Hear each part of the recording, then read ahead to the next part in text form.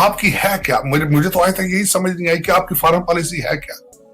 आप यकलख्त आप चाइना गए हैं, आपको उन्होंने वहां पे सिर्फ ओलंपिक के लिए बुलाया था और आप भागकर आपने इंप्रेशन ये दिया कि बायलैटरल ट्रिप है, आप भागकर वहां चले गए, वहां मिन्नतें तरले और उन्होंने थर्ड लेवल का जो डिप्लोमेट भेज के आपको एयरपोर्ट पे रिसीव किया और उसके बाद आपने मिन्नतें समाजतें करके वहीं से चाइना की आप रशिया उस वक्त चले गए जब मेरा ख्याल है पुतिन खुद हैरान होगा कि यार इनको कोई समझाने वाला नहीं है, मैं हालते जंग में हूं, मैं अटैक कर रहा हूं और ये बंदे यहां पैसे मांगने आ गए।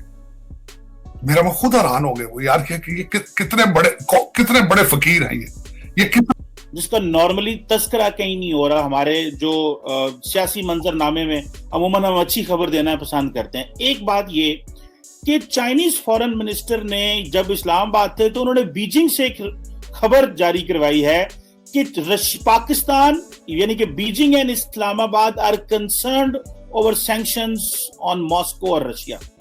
अब ये बताएं कि वो यहां पे बैठ के स्टेटमेंट चली गई, अमेरिका ने पढ़ ली है, उन्होंने देख लिया, क्योंकि वो जितने डिप्लोमेट बैठे हैं इस्लामाबाद में उनका काम था स्पेशली इन्होंने अमेरिकन को भी बुलाया हुआ था, एक यहां से भी खातून गई हुई थी।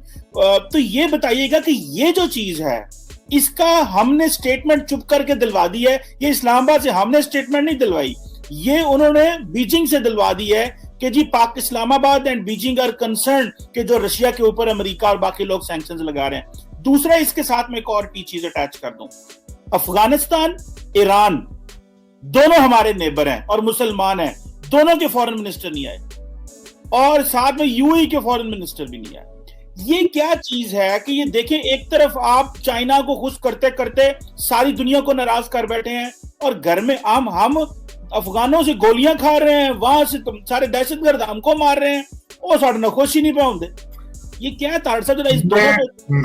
मैं हमेशा चीमा साहब, सबसे पहले तो ये चाइना के आपने सारे एग्स जो हैं वो चाइना के डाल के तो बैठे हैं सिर्फ पैसों की खातर, क्योंकि आपको वो लालच लगा देते हैं कि सी पैक के बहाने वहां से पैसे आएंगे, आप खाएं पिएंगे, आप बच्चों की प्रॉपर्टियां आपकी बनेगी बाहर। और उसमें अब कहते हैं बेगानी शादी में अब्दुल्ला दीवाना है, बिल्कुल इस तरह आपकी यही हालात है। तो वो एक तो ना सिर्फ आपने ये, मुझे खुद एतराज था इस चीज पे कि अफगानिस्तान ने वहां पे फॉरेन मिनिस्टर नहीं भेजा, अपना ईरान ने वहां पे नहीं भेजा, आपकी फॉरेन पॉलिसी की फेल्योर। लेकिन फॉरेन पॉलिसी आपकी है क्या? मुझे तो आज तक यही समझ नहीं आई कि आपकी फॉरेन पॉलिसी है क्या।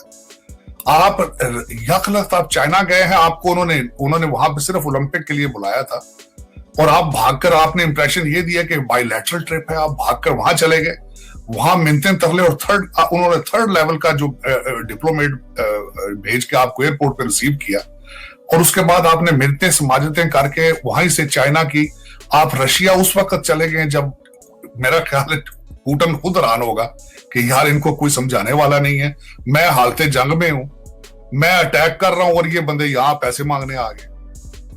मेरा मैं खुद हैरान हो गए वो यार कि ये कितने बड़े फकीर हैं, ये कितने प्रोफेशनल फकीर हैं ये।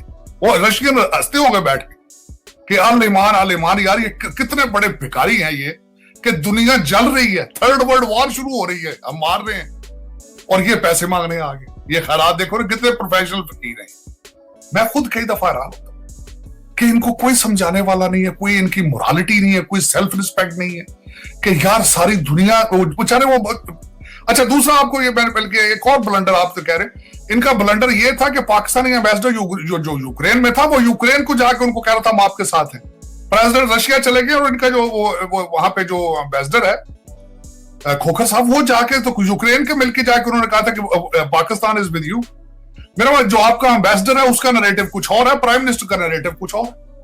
फिर देखिए आपकी कोऑर्डिनेशन, वो इसी तरह पाकिस्तान का हर डिपार्टमेंट है, कोई कोऑर्डिनेशन नहीं। आज मेरा मकसद है, मैं ऐसी खबरें सुन रहा हूं पाकिस्तान में कि वो बुजदार साहब हैं, वो उन्होंने अपने वहां से पैकिंग शुरू कर दी है। कुछ लोग तो यहां तक कह रहे हैं कि वो अमेरिका आने वाले हैं बड़ी जल्दी। कुछ लोग ये कह रहे हैं कि वो भुट्टो पीपल्स पार्टी, वो जरदारी साहब से कम्युनिकेशन उनकी हो रही है। अजीब अजीब सी खबरें पाकिस्तान से आ रही है और बड़ी पेटेंट खबर ये मुझे आई है कि उन्होंने through Balochistan for some Balochi friend, common friend, they are talking communicating with Zardari sahab. और इस तरह के मेरा मकसद है, और जिस तरह की मैंने आपको पहले खबर बताई कि ये कह रहे हैं हमने अपोजिशन के बंदे कुछ तोड़ दिए हैं, उनको हक की तरफ ले आए हैं बातिल से निकाल के। तो मेरा मकसद है कि इस वक्त, और कोई कह रहा है 24 घंटे बड़े सेंसिटिव है, कोई कहता है 48 घंटे हैं, अब घंटों मिनटों के हिसाब से मुल्क चल रहा है। अब अल्लाह खैर ही करे, इस पे तो मैं दुआएं खैर ही हो सकती है। ये मायूसी खैर आज की तो नहीं है, 74 साल की है, लेकिन अब देखें कि किस साइड पे ये ऊंट किस करवट बैठता है जाके। लेकिन ये कि कोई हालात ठीक नहीं है, जिस रवश पे हम चल रहे हैं, जिस तरीके से डॉलर की उड़ान चल रही है, जिस तरीके से डॉलर वहां से निकल रहा है, अफगानिस्तान जा रहा है, जिस तरीके से आपने खुद फरमाया है कि टीटीपी वाले मुसलसल अटैक कर रहे हैं। हमने इतने ज्यादा मुहाजिरीन को इतना अरसा संभाल के रखा, हमने पाकिस्तान सारा क्लाशनकोफ और हीरोइन जो है उसमें झोंक दिया, और उसके बाद हमें उसका रिजल्ट में मिला क्या है? और वो हमारे बॉर्डर पे अटैक भी कर रहे हैं, और वो हमारे साथ भी नहीं है, ओआईसी में भी नहीं आए।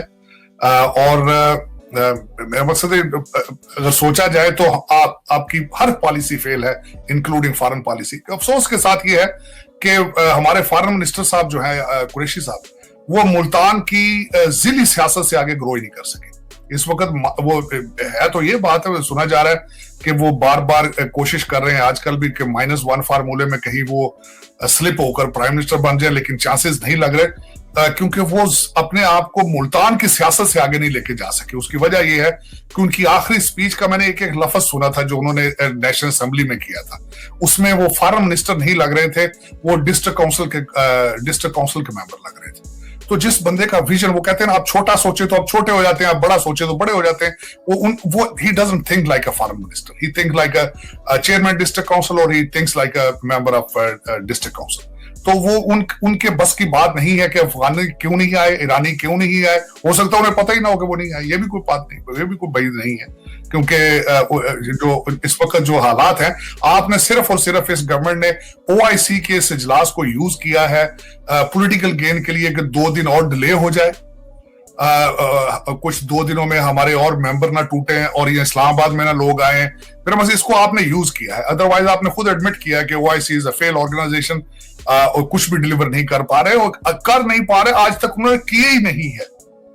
आज तक उन्होंने कुछ भी डिलीवर नहीं किया, चाहे वो फलस्तीन हो, सीरिया हो, बर्मा हो, कुछ भी हो, वो कुछ भी नहीं डिलीवर कर। क्योंकि उसका अगर आप तफसील से ओआईसी की हिस्ट्री देखें तो वो सिर्फ एक सऊदी प्रोपेगेंडा टूल है और अमेरिकन ब्लॉक का हिस्सा है।